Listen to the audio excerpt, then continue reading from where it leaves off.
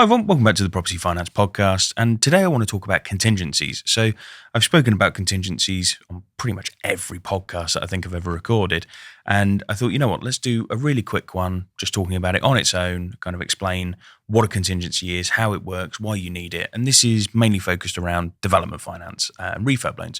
So if you're not into refurbing property or developing property, it's probably not going to be a massively helpful episode for you. However, when we start talking about kind of contingencies of time and that kind of thing, that's where it potentially will get quite helpful. So when you look at contingency, you kind of have three different versions, I guess, is where you want to start off. So first off, you have contingency of time, which is your sort of realization that not everything is going to happen as quickly as it should do, and you need to take extra time to allow in case there are any overruns.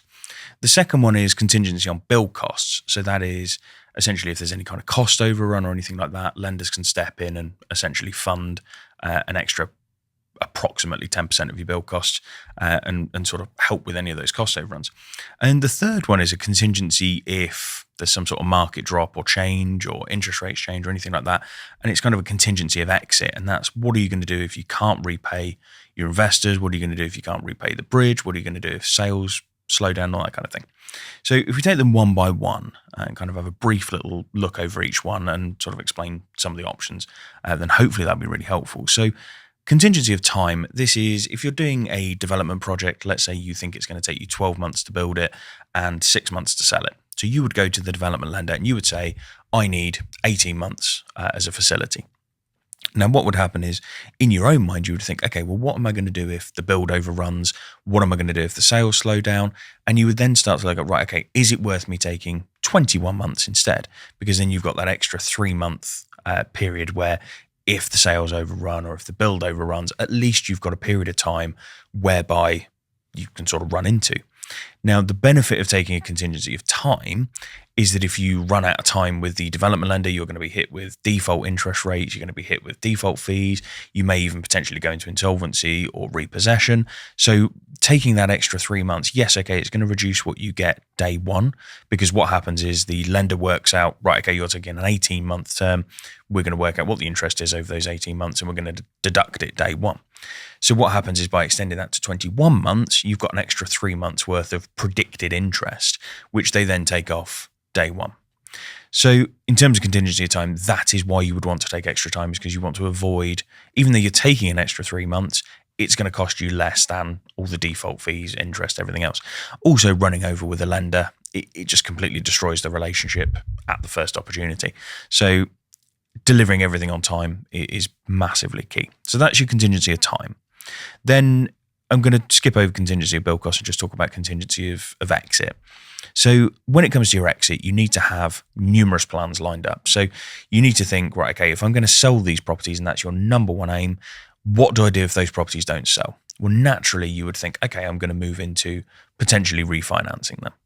Now, what you need to think is if you're building, and we've got this example at the moment, we've got a client who's building 13 luxury homes. I mean, they are 4 5-bed houses. They're probably worth 600-700 grand a piece. Now, the issue you've got with those houses is that if they don't sell, which at the moment they're struggling to sell, you don't have a secondary exit, in that you struggle with refinance, you're going to struggle with trying to offload them to an investor, you're going to struggle with supported living or social housing, that kind of thing. So you're very, very stuck then on one defined exit. If you, for argument's sake, built 6 semi-detached houses, they're worth 250, they're going to rent for $1,000, maybe $1,250 a month easily. You look at that and you think, right, okay, I've got numerous exits there, because if those 6 semi-detached don't sell, I can refinance them quite comfortably at 75% loan to value. Now, if you've got development finance at 65% loan to GDV and then you refinance at 75%, you've got a 10% buffer to play with. So refinance becomes an option. Because they're 6 semi-detached, they could be interesting to an investor. So you may even have the opportunity to offload all 6 in one go to an investor. Or you might look at social housing and you might say, well, actually, I've got 6 semi-detached houses in a good location. These could be perfect for a supported living provider or a social housing provider. And again, you could look at that as an exit as well.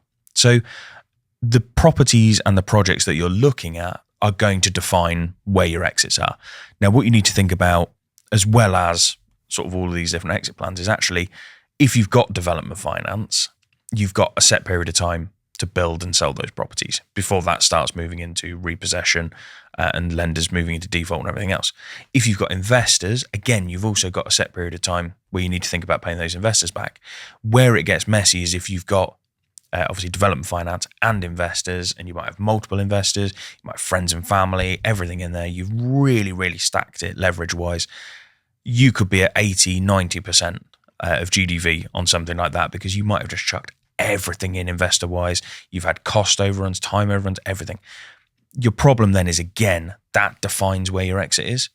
Because if you're at 80, 90% of GDV once all of the debt is rolled up, refinance isn't going to work because most refinances cap out at 75%. So you're going to be 15% short of paying off that debt potentially as well. When we talk about contingency plans, it's talking about having something in place, multiple exit strategies for all of these scenarios that can and most likely will come up at some point. And then we'll talk about the contingency on build costs. So this is probably one of the most important bits when you're going for development finance. So what happens is when you go to a development lender, you will say, right, okay, this build is going to cost me, let's say, £1 million. So you go to them and you say, right, I need £1 million for that build. They come back to you and say, well, does that £1 million include any contingency? No, that's just straightforward build costs. So what they do as a rule of thumb, you have to have a minimum 10% contingency on that. If you're doing a refurb or commercial conversion, we might be able to get it down to 7.5%. But I would say, as a rule of thumb, any refurb, development, conversion, budget 10%. So what happens is they look at that and then they'll say, right, well, we need to lend you 1.1 million. The reason being is because that 100 grand needs to be there as a contingency if something goes wrong. What happens there is when you borrow 65% loan to GDV, so that's loan to gross development value, what it's worth when it's finished, when you work out that 65%, they will lend you circa 60, 70% of the acquisition and then 100% of the build costs. Now, what happens is if you go in with sort of £1 million as build costs, your day one is going to be pretty decent. What then happens is if all of a sudden you've got an extra 100 grand's worth of build costs, because that's what happens as part of the facility, they put that 10% on and that you borrow that. What happens is when that jumps up to 1.1 million, 100 grand has to come off this column, or it has to come off somewhere. So what then tends to happen is because they've increased your build costs, they lower what they put towards the purchase. So that can really start to affect your numbers as well. So you need to think when you're looking at property deals, when you're appraising them, structuring them, working out how much you can afford to pay for the land, you need to build that contingency in. Because the last thing you want to do is go and offer X amount of money on a property, then have the contingency and everything else added in and realize actually what you've offered to pay for the property isn't going to work. And some people will say, oh, well, that 10% contingency, I'm never going to use it, so it's fine, it will come back to me. In 8 years, I've never come across anyone who's never touched that contingency. We've had clients who've used 100% of it. We've had clients who've had to increase it and use more of it. We've had clients who've used maybe 10, 15%. You have to bear in mind that you're going to use some of that somewhere because there will be something unexpected at some point during the deal. So they're the three contingencies that you need to focus on. So time, build, and exit. They're the three that you need to focus on. You always need to be aware of them. You need to have multiple plans for each column in order to make a property deal stack.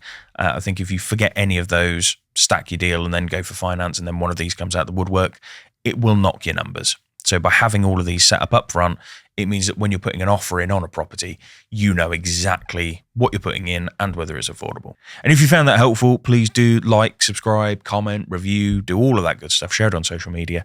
I appreciate you listening. I'll catch you on the next one.